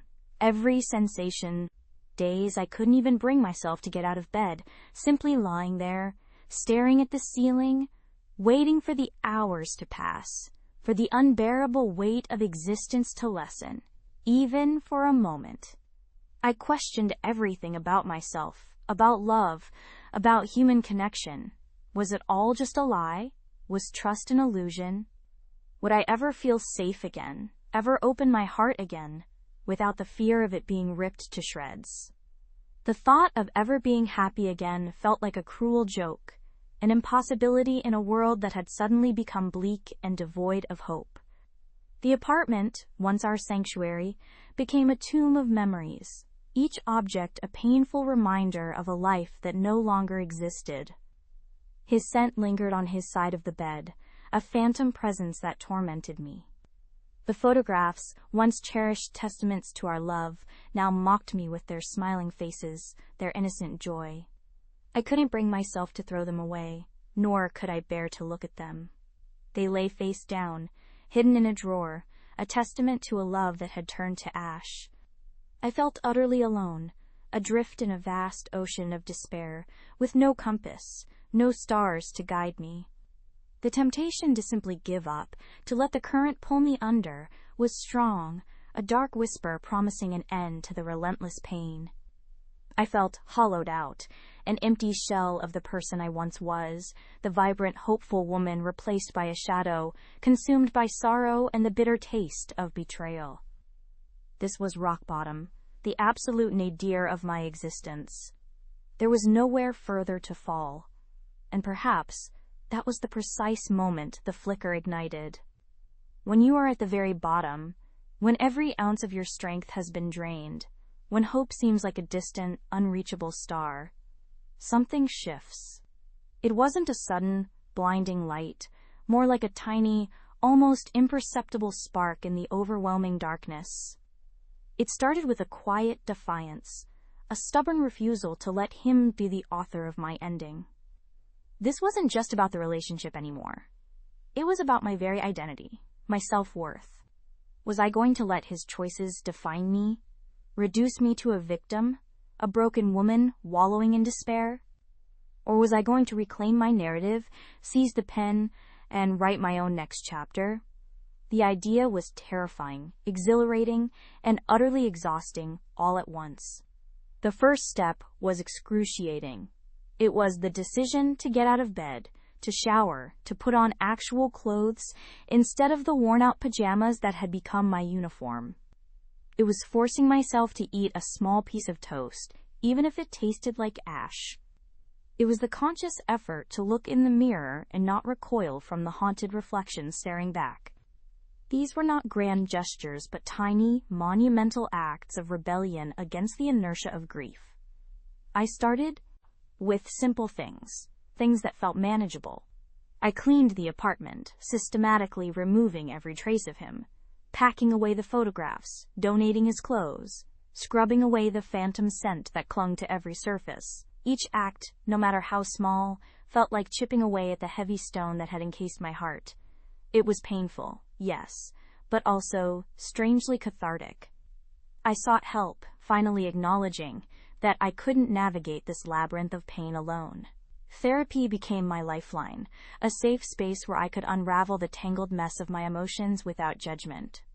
My therapist, with her calm demeanor and insightful questions, helped me understand that his betrayal was not a reflection of my worth, but a reflection of his character. She helped me separate my identity from the wreckage of the relationship, to see myself not as a broken half, but as a whole person, capable of healing and thriving. I started journaling, pouring out every raw, ugly emotion onto the pages, a torrent of anger, sadness, and confusion. It was a messy, unfiltered process, but it allowed me to externalize the pain, to give it shape and form, rather than letting it fester silently within me. Slowly, painstakingly, I began to reconnect with myself. I rediscovered old hobbies I had abandoned, picked up new ones that sparked my curiosity. I started taking long walks in the park, feeling the sun on my skin, noticing the vibrant colors of nature, things I had been blind to in my grief. I reconnected with friends, cautiously at first, then with a growing sense of relief and gratitude for their unwavering support. Their presence was a gentle reminder that I was not alone, that there were people who loved and valued me unconditionally. The process was not linear. There were good days, days where I felt a glimmer of hope, a surge of strength, and then there were bad days, days where the grief would ambush me, pulling me back into the depths of despair. But even on those bad days, I refused to stay there. I had made a promise to myself, a silent vow that I would fight my way back. The shift in perspective was gradual but profound. I stopped seeing myself as a victim and started embracing the identity of a survivor. The pain, while still present, began to transform. It was no longer a crushing weight, but a powerful catalyst. I realized that this experience, devastating as it was, had also illuminated my inner strength, my resilience, my capacity to endure. It had forced me to confront my deepest fears, to question my assumptions, and to redefine what true happiness and fulfillment looked like for me, independent of anyone else. The idea of revenge started to surface, not as a vindictive desire for his suffering, but as a quiet, powerful urge to thrive, to build a life so vibrant and successful that his absence would feel like a blessing, not a curse. It was about proving to myself, more than anyone else, that I was capable of creating something truly extraordinary out of the ashes of my broken heart. The revenge was not a sinister plot, but a quiet, relentless pursuit of self-actualization. It began with the mundane, the small, deliberate acts of reclaiming my space and my time. I repainted the living room a vibrant cerulean, a color he had always deemed too loud, too unrefined. Every brushstroke was a declaration of independence, a physical manifestation of the mental real estate I was taking back. His worn armchair, a relic of shared evenings, found its way to the curb, replaced by a sleek, modern chaise lounge that beckoned me to read, to dream, to simply keep. My apartment, once a shared sanctuary, slowly transformed into a fortress of my own design, each piece a reflection of my evolving self, not our past. I threw myself into physical exertion with a fervor I hadn't known I possessed. Early morning runs became my ritual, the rhythmic pounding of my feet on the pavement mirroring the steady. Insistent beat of my newly liberated heart. Each breath was a testament, each bead of sweat a purification. The city, once a backdrop to our intertwined lives, now revealed itself as a vibrant, intricate tapestry woven for my soul exploration. I discovered hidden staircases leading to breathtaking vistas, secret gardens tucked between towering buildings, and cafes where the aroma of coffee mingled with the murmur of 100 different stories. These runs were more than just exercise. They were meditations in motion, a way to anchor myself in the present, to feel the raw, undeniable strength surging through my veins. My body, once a canvas for his approval, became a vessel of my own making, toned and resilient, carrying me forward with an almost defiant grace. I enrolled in a pottery class, something I had always wanted to do but had dismissed as a frivolous indulgence. The tactile sensation of the clay, cool and yielding beneath my fingertips, was incredibly grounding. I learned to center the lump on the wheel, to coax it upwards, to shape it with intention and patience.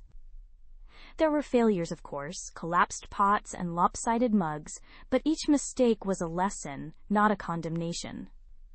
The instructor, a wise woman with hands perpetually stained with earth, spoke of embracing imperfection, of finding beauty in the organic flow. Her words resonated deeply, echoing the unlearning process I was undergoing in my own life. I was no longer striving for an unattainable perfection dictated by another, but discovering the inherent beauty in my own messy, evolving form. My evenings, once filled with the quiet expectation of his return, or the muted arguments that punctuated our decline, now hummed with a different energy. I devoured books, not just the literary fiction he preferred, but sprawling historical sagas, intricate science fiction, and challenging philosophical texts that stretched the boundaries of my understanding. My mind, once constrained by shared interests and conversational routines, expanded like a blooming flower. I joined a local book club, venturing out into unfamiliar social territory. It was awkward at first, the small talk feeling forced, but gradually genuine connections began to form. I met people who shared my newfound passions, who challenged my perspectives, who saw me not as a half of a whole, but as a complete and intriguing individual. Their laughter was bright and unburdened, a stark contrast to the heavy silence that had often settled between us. The kitchen, another battleground of unspoken expectations, became a laboratory of culinary adventure. I experimented with spices I had never dared to touch, attempted intricate recipes that required focus and precision. The joy of creating something delicious, something nourishing, solely for myself, was profound. I learned to savor each meal, to appreciate the textures, the flavors, the effort. It was a practice in self-care, a daily affirmation that I was worthy of good things, of attention, of pleasure. No longer was I cooking to please another palate, but to delight my own. My professional life, too, began to shift. The quiet confidence I was cultivating seeped into my work. I started speaking up more in meetings, offering bolder ideas, taking on projects that once intimidated me. My colleagues, who had perhaps seen me as reserved, now saw a spark, a renewed dynamism. My manager, a shrewd but fair woman, noticed the change. She offered me a challenging new role, one that required leadership and innovative thinking. It was a leap of faith, both for her and for me, but I accepted with a thrill of anticipation. The thought of failing, once crippling, now felt like a mere stepping stone, a data point in a larger trajectory of growth. The fear had not vanished entirely, but it no longer dictated my choices. It was simply a sensation, a signal, not a stop sign. There were moments, of course, when the old wounds ached.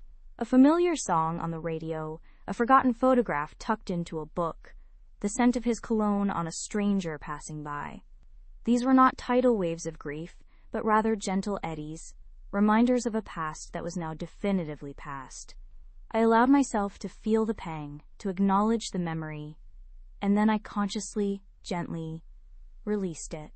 I understood that healing was not about erasing the past, but about integrating it, about understanding its role in shaping the person I had become. I stopped seeing those memories as ghosts haunting me, but rather as lessons etched into my soul, guiding me toward a brighter future. I started journaling, filling page after page with my thoughts, my fears, my triumphs. It was a raw, unfiltered conversation with myself, a way to process the myriad emotions that surfaced during this period of intense transformation. I wrote about the exhilaration of a new achievement, the quiet satisfaction of a perfect cup of tea, the lingering shadows of self-doubt. The act of writing, of putting words to feelings, brought a clarity that had been missing for so long. It was an inventory of my soul, a chronicle of my journey from dependence to fierce independence. One afternoon, months into this new life, I was browsing in a small art gallery, a place I had discovered during one of my urban explorations. I paused before a vibrant abstract painting, its bold colors and dynamic brushstrokes mirroring the chaos and beauty of my own inner landscape. Just then, a voice, unmistakably familiar, spoke beside me. It was him, My heart gave a small, involuntary lurch, a residual echo from a former life. I turned slowly, not with dread, but with a curious detachment. He looked older, perhaps a little thinner, a hint of weariness around his eyes that I hadn't noticed before, or perhaps had simply chosen to ignore. He offered a hesitant smile. "You look good." His voice was softer, less certain than I remembered. "Thank you," I replied, my voice steady, betraying none of the internal shift that had just occurred. "You too." A polite lie, perhaps, but a necessary social grace. He seemed to hover, unsure of what to say next. The silence stretched, not awkward, but simply empty. It was a silence that spoke volumes about the chasm that had opened between us, a chasm not of animosity, but of profound divergence. He was a relic, a piece of history, and I was a living, breathing, evolving entity. "I'm glad to see you," he finally managed, but there was a wistfulness in his tone that suggested a longing for something that no longer existed. I returned his gaze, my own eyes clear and unclouded. "I'm doing well," I said, not as a challenge, but as a simple statement of fact. He nodded slowly, a flicker of something unreadable in his eyes, perhaps surprise, perhaps regret. He mentioned something about work, about mutual acquaintances, small talk designed to bridge a gap that was unbridgeable. I listened politely, offering brief, neutral responses. There was no anger, no resentment, only a profound sense of peace. The person standing before me was a stranger, a ghost from a previous chapter. He no longer held any power over my emotions, no sway over my sense of self. The chains had not just been broken, they had dissolved into dust.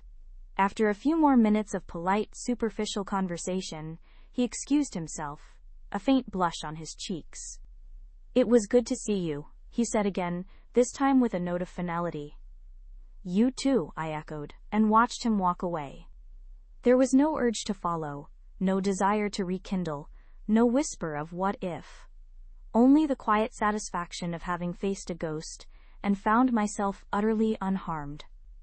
It was a moment of profound validation, a testament to the depth of my transformation. The revenge, if one could still call it that, was complete. It was not about his suffering, but about my flourishing. My apartment, the cerulean walls now a familiar comfort, felt more like home than ever. The sleek chaise lounge was my sanctuary, where I would curl up with a book, a cup of herbal tea, and the soft glow of a reading lamp. The scent of fresh flowers, a weekly indulgence, filled the air. I had cultivated a small herb garden on the balcony, their fragrant leaves a constant reminder of growth and sustenance. My life was rich, not with material possessions, but with experiences, with knowledge, with genuine connection. I started volunteering at a local animal shelter, finding immense joy in the simple, unconditional affection of the cats and dogs. Their resilience, their capacity for trust after abandonment, mirrored my own journey in unexpected ways. I learned to see the world through their eyes, to appreciate the simple pleasures of a warm sunbeam, a gentle touch, a hearty meal. It was a lesson in empathy, extending beyond myself, enriching my soul in ways I hadn't anticipated. My friendships deepened. I found myself sharing vulnerabilities, receiving comfort, and offering support in return. The superficial connections of my past had given way to relationships built on authenticity and mutual respect.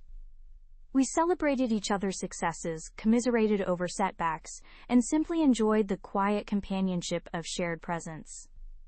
I realized that true connection was not about finding someone to complete you, but about finding people who celebrated your completeness. Dating was not on my immediate radar, though the thought no longer filled me with dread. I understood that I was not seeking a partner to fill a void, but someone to share the abundance of my life. I was whole, complete, and utterly content in my own skin. The idea of a relationship now felt like an addition, an enhancement, not a necessity. I had built a life so rich and fulfilling that the absence of a romantic partner no longer felt like a lack. It felt like an open space, ready to be filled, perhaps, but not desperately so. I continued to explore, to learn, to grow. The world felt vast and full of possibility. I planned a solo trip to Southeast Asia, a dream I had shelved for years. The thought of stepping into a completely new world, navigating foreign languages and customs, and relying solely on my own wits and courage, filled me with a delicious blend of apprehension and exhilaration. It was not a flight from anything, but a journey towards something, a deeper understanding of myself, perhaps, or simply the joy of experiencing the vast tapestry of human existence firsthand. I spent weeks meticulously researching, planning routes, and packing light, yet leaving ample room for spontaneity. The anticipation itself was a form of living, each imagined temple or bustling market adding another layer to the adventure unfolding in my mind. When the day finally arrived, boarding the plane felt like crossing a threshold into